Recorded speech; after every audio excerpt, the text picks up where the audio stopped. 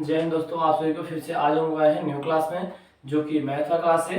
इससे पहले अगर आप लोग हमारे चैनल पर नए हैं तो चैनल को सब्सक्राइब कर लीजिए। वीडियो अच्छा लगे तो लाइक एंड शेयर अपने दोस्तों के साथ कीजिए। अगर इस वीडियो को आप लोग हमारे फेसबुक पेज पे देख रहे हैं तो हमारे फेसबुक पेज को फॉलो कर लीजिए। एंड अगर यूट्यूब चैनल पे देख रहे हैं तो हमारे यूट्यूब चैनल को सब्सक्राइब कर लीजिए, क्योंकि जब भी हम न्यू वीडियो डालें सबसे पहले आप लोग तक पहुंच जाए। चलिए आज हम लोग मैथ में क्या पढ़ने वाले हैं, जो मेंसुरेशन का यानी क्षेत्रमिति का जो पॉइंट बाकी लग गया था, क्योंकि 4 पॉइंट तक हम लोग त्रिभुज के आधार पे भुजा के आधार पे कोण को देख लिए थे। आज हम लोग जो देखेंगे कोण के आधार पे त्रिभुज कितने प्रकार के होते हैं उसको देखेंगे, और बाकी जो हमारा बच रहा है उसको कोशिश करेंगे फिनिश है। बट आज फिनिश होने का चांस ही नहीं है, क्योंकि इस वीडियो में फिनिश होने का चांस नहीं है। तो अगला जो वीडियो होगा तो नेक्स्ट वीडियो हम लोग घन, घनाभ, शंकु और गोला को पढ़ने का प्रयास करेंगे। आज का जो वीडियो रहेगा हम लोग का मेंसुरेशन से रहेगा, यानी कि क्षेत्रमिति से रहेगा। कल से रिलेटेड जो वीडियो बना था उससे ही रिलेटेड आज का भी वीडियो है। सेम वीडियो आज का है, क्योंकि कहने का मतलब है पीछे वाला जो सवाल हम पीछे वाला है जो हम लोग का कल का सवाल जहां तक हुआ था उसके जस्ट आगे से ये वाला हमारा सवाल यहां से बनेगा। देखिए हम लोग कल क्या पढ़े थे, भुजा के आधार पे त्रिभुज कितने प्रकार के होते हैं। तो उसमें हम लोग पढ़े थे, आप लोगों को याद होना चाहिए अगर वीडियो को देखे हैं तो, अगर नहीं देखे तो जाकर देखिए और अच्छा लगे तो बताइए आप लोगों को क्या करना है, लाइक एंड शेयर करना है, अपने दोस्तों को बताना है। देखिए हम लोग उसमें पढ़े थे न्यून कोण, समकोण, न्यून कोण और समद्विबाहु त्रिभुज, विषमबाहु त्रिभुज, इस चीज को हम लोग पढ़ते हैं। न्यून कोण इसमें पढ़ना हम लोग को, इसमें बोल दिए थे हम, ठीक है। कल का जो वीडियो था समद्विबाहु, समबाहु और विषमबाहु, हम लोग भुजा के आधार पे ये 3 कोण को देखे थे। आज हम लोग देखेंगे कोण के आधार पे त्रिभुज कितने प्रकार के होते हैं। तो कोण के आधार पे त्रिभुज 3 प्रकार के होते हैं। सबसे पहले समकोण, सबसे पहले किसको देखना है दोस्तों, सबसे पहले समकोण को देखना है। तो देखिए समकोण त्रिभुज, इसकी एक भुजा 90 डिग्री की होती है, बाकी इसको हम लोग कर्ण बोलते हैं। यहाँ प्रेजेंट है लिखा हुआ, आप लोग देख सकते हैं। चलिए कुछ इसकी फार्मूला होती है, इसको हम लोग जान लेते हैं। फार्मूला इसका क्या होता है, इसका सबसे पहले फार्मूला होती है आधार स्क्वायर प्लस ऊंचाई, आधार स्क्वायर प्लस ऊंचाई स्क्वायर बराबर क्या होता है, कर्ण स्क्वायर। देख रहे हैं आप, आधार स्क्वायर प्लस ऊंचाई स्क्वायर बराबर कर्ण स्क्वायर, यानी इसी का स्क्वायर होता है। दूसरा फार्मूला क्या है, इसका एरिया, एरिया कहने का मतलब क्या आप लोग समझ रहे हैं, क्षेत्रफल। अब क्षेत्रफल देखिए तो क्षेत्रफल इसका सूत्र क्या होता है, 1/2 गुणे आधार गुणे ऊंचाई, इसका सूत्र होता है। अगला देखिए, अगला ये हमारा कंप्लीट हो गया समकोण त्रिभुज। अब अगला है न्यून कोण त्रिभुज। कौन है, न्यून कोण त्रिभुज, इसको देखेंगे। देखिए न्यून कोण की आकृति यहाँ प्रेजेंट थी, समकोण की आकृति प्रेजेंट थी, एंड अधिक कोण का भी आकृति प्रेजेंट है, आपको देख लीजिएगा। चलिए अब इसमें देखिए बता रही है प्रत्येक कोण 90 डिग्री से कम का होता है। अगर बात करें न्यून कोण की तो इसमें इसकी परिभाषा है, आप लोग देख लीजिए, कह कि प्रत्येक कोण 90 डिग्री से क्या होता है दोस्तों, इसका कम होता है। न्यून कोण का बात किया है। अब आते हैं हम अधिक कोण में। अधिक कोण को ध्यान से देखिए तो अधिक कोण में क्या बोल रहा है, अधिक कोण में बोला है कि एक कोण 90 डिग्री से बड़ा होता है। इसमें क्या होता है दोस्तों, जो एक कोण होता है क्या होता है, 90 डिग्री से बड़ा होता है। इसका परिभाषा बताया गया है। चलिए इसका परिमाप जान लेते हैं। कह रहे कि तीनों भुजाओं का योग, परिमाप क्या होता है, तीनों भुजाओं का योग होता है।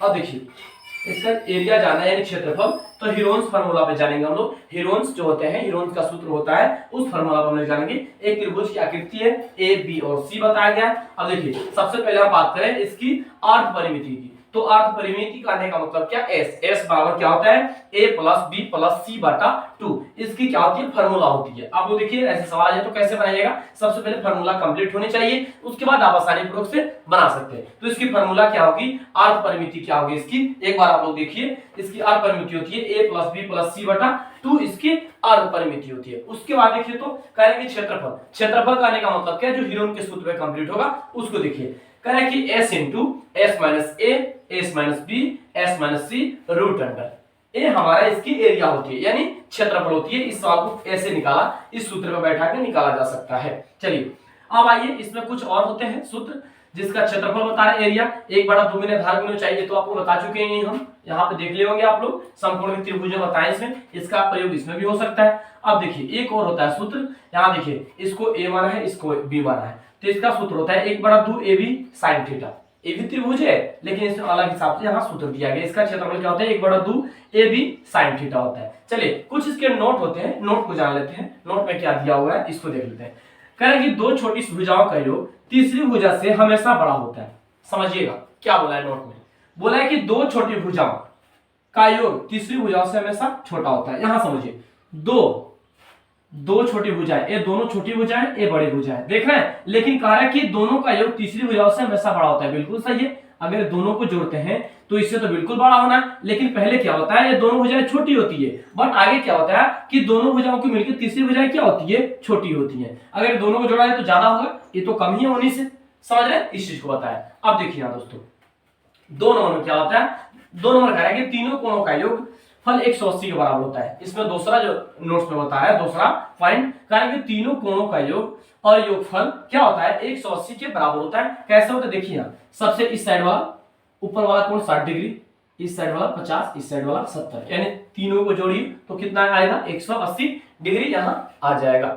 चलिए यहाँ तक कंप्लीट, कोई दिक्कत परेशानी आप लोग को होना नहीं चाहिए। आगे चलिए, अब हमारा जो 2D में 5 नंबर बचा था समचतुर्भुज, उसको देखेंगे। उसके बाद हम लोग देखेंगे समलम, उसके बाद देखेंगे समानांतर। जो हमारा 2D कंप्लीट हो जाएगा एंड आएंगे 3D में हम। तो 3D में क्या था, अगर आप लोग लिखे उसको तो 3D में देखिएगा, घन था, घनाभ था, शंकु था, गोला था, इसको हम लोग देखने का प्रयास करेंगे। चलिए अब समचतुर्भुज को देखते हैं। समचतुर्भुज की आकृति यहाँ बनी हुई है, इसके फार्मूले की बात कर लेते हैं। इसकी फार्मूला कैसे लगता है और कैसे इस सवाल को सॉल्व किया जाता है। देखिए फार्मूला ऐसे देखिए, सबसे पहले एरिया देखेंगे यानी क्षेत्रफल देखेंगे। तो क्षेत्रफल कहने का मतलब हुआ 1/2 विकर्णों का गुणनफल बराबर 1/2 d1 या d2, इसको भी लगा सकते हैं हम लोग, इसका फार्मूला। अब यहाँ देखिए भुजा बराबर क्या होता है, तो भुजा बराबर 1/2 d1 square d2 square root under. देखिएगा आप थोड़ा सा बेसिक फार्मूला है इसका। इसका भुजा क्या होता है, यहाँ 1/2 d square 1 plus D square 2 root under, इसका फार्मूला होता है। परिमाप की बात की जाए तो क्या होता है, परिमाप देखिए आप लोग, परिमाप क्या होता है इसका, परिमाप 4 गुने भुजा। समचतुर्भुज का परिमाप क्या होता है, 4 गुने भुजा होता है। अब देखिए, अब आते हैं हम समलम में। समलम चतुर्भुज को देखिए आप लोग, समलम देखिए तो समलम का आकृति यहाँ प्रेजेंट है, ये हमारा सम का था, ये समलम का है। समलम की देखिए कुछ इसमें भी परिभाषा, सॉरी परिभाषा का फार्मूला होता है, इसकी फार्मूला को देख लेते हैं। इसकी फार्मूला क्या होती है, 1/2 समानांतर भुजाओं का योग गुने उनके बीच की दूरी। समझिएगा क्या बोला है यहाँ, इसकी फार्मूला में क्या हम करेंगे, देखिए करेंगे समानांतर भुजाओं का योग गुने उनके बीच की दूरी, यानी इनके बीच की दूरी को बता रहा है, जो यहाँ प्रेजेंट और बीच की दूरी है इसको। अब परिमाप देखिए तो परिमाप क्या होता है, परिमाप बराबर चारों भुजाओं का योग। परिमाप इसका निकालने के लिए क्या करेंगे, चारों भुजाओं की योग निकालेंगे, परिमाप आसानी से निकल जाएगा। ये हमारा था समलम चतुर्भुज। अब देखिए, अब हम आते हैं किसमें, अब आते हैं समानांतर चतुर्भुज में। देखिए समानांतर चतुर्भुज में, ये तो समानांतर चतुर्भुज जो देखें, यानी आज का लास्ट जो पॉइंट हम लोग का समानांतर चतुर्भुज का है, इसको देख लेते हैं। देखिए समानांतर चतुर्भुज में क्या होगा, इसकी आकृति यहाँ प्रेजेंट है, आप लोग देख रहे हैं, ये हमारा एल है, ये हमारा बी है। एल कहने का मतलब क्या, लंबाई, और बी कहने का मतलब क्या, चौड़ाई। यहाँ देखिए इसकी परिभाषा करें, फार्मूला देखिए, क्षेत्रफल बराबर आधार गुने ऊंचाई। क्या होता है दोस्तों, इसकी क्षेत्रफल यानी एरिया बराबर क्या होता है, आधार गुने ऊंचाई होती है। इसकी परिमाप की बात की जाए तो परिमाप आप लोग देखिए 2 × l + b होती है। परिमाप क्या होती है दोस्तों, 2 × l + b। ये हमारा किसका था, समानांतर चतुर्भुज का था।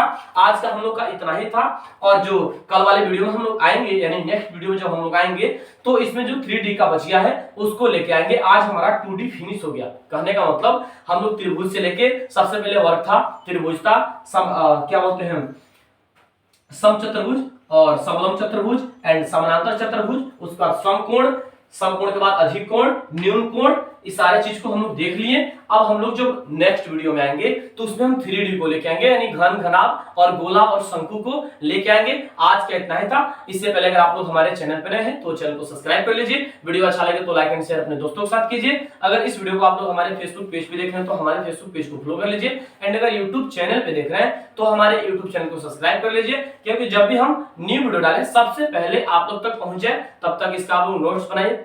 तब तक फिर मिलेंगे कल नए क्लास में नए जून के साथ। जय हिंद दोस्तों।